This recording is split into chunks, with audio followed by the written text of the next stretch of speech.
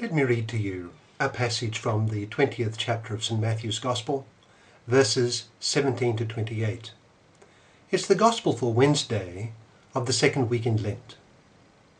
St. Matthew writes, "Now as Jesus was going up to Jerusalem, he took the 12 disciples aside and said to them, 'We are going up to Jerusalem, and the Son of Man will be betrayed to the chief priests and teachers of the law. They will condemn him to death, and will turn him over to the Gentiles to be mocked and flogged and crucified. On the third day he will be raised to life.' Then the mother of Zebedee's sons came to Jesus with her sons, and, kneeling down, asked a favour of him. 'What is it you want?' he asked. She said, 'Grant that one of these 2 sons of mine may sit at your right and the other at your left in your kingdom.' 'You don't know what you're asking,' Jesus said to them. 'Can you drink the cup that I must drink?' 'We can,' they answered. Jesus said to them, 'You will indeed drink from my cup, but as to sitting at my right or my left, that is not mine to grant. These places belong to those for whom they have been prepared by my Father.' When the 10 heard about this, they were indignant with the 2 brothers. Jesus called them together and said, 'You know that the rulers of the Gentiles lord it over them, and their high officials exercise authority over them. Not so with you. Instead, whoever wants to become great among you must be your servant, and whoever wants to be first must be your slave, just as the Son of Man did not come to be served, but to serve, and to give his life as a ransom for many." That's from Matthew chapter 20, verses 17 to 28. What does that suggest to us? Well, it speaks of the glory to which we should aspire. What do I mean? Well, there is something admirable about the approach to our Lord by the mother of the sons of Zebedee in the Gospel I've just read. In his parables, our Lord had given various images of the kingdom of heaven, that kingdom of which he was the Messiah and the King. Just before our passage today, our Lord speaks of those who will be first and last in the kingdom. His parable that he then tells describes the owner of the vineyard, who is the master or ruler of the kingdom, hiring workers for his vineyard. As the owner, he will at the end reward each for his service, and he warns that while many will be called, few will be chosen. That is to say, by no means all will attain what they presume to expect. There will be surprises, for they shall be first who were last, and they shall be last who were first. The mother of the sons of Zebedee would have heard all this, and was determined that her beloved sons should be first in the kingdom. And she had generous and ardent sons.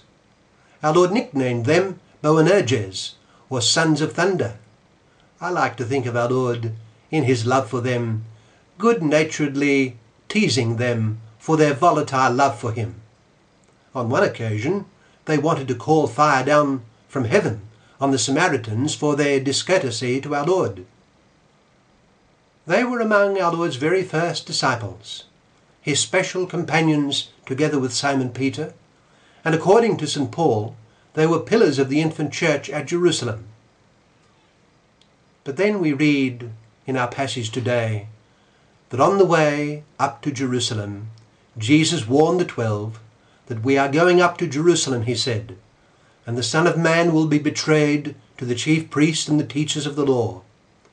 They will condemn him to death, and will turn him over to the Gentiles to be mocked and flogged and crucified. On the third day he will be raised to life. So our Lord is repeating to them that he is going to have a terrible death, a crucifixion no less, and very soon. Then he will rise again, Now it is then, after his having said this, that the mother of the sons of Zebedee presents her requests. There is something truly admirable in their asking this of our Lord when his very death by crucifixion has just been announced. They loved our Lord. They were utterly convinced that he was the promised Messiah, the King who would possess the eternal kingship, the throne of David that will last forever. His glory would come. They knew it. This faith in them is admirable, and our Lord, who could read the hearts of men, knew their mettle. How different did they turn out from Judas Iscariot. I suspect that our Lord's talk of his coming death aroused complete disillusion and even a secret disgust in Judas. It occasioned a further draining away of his allegiance to our Lord.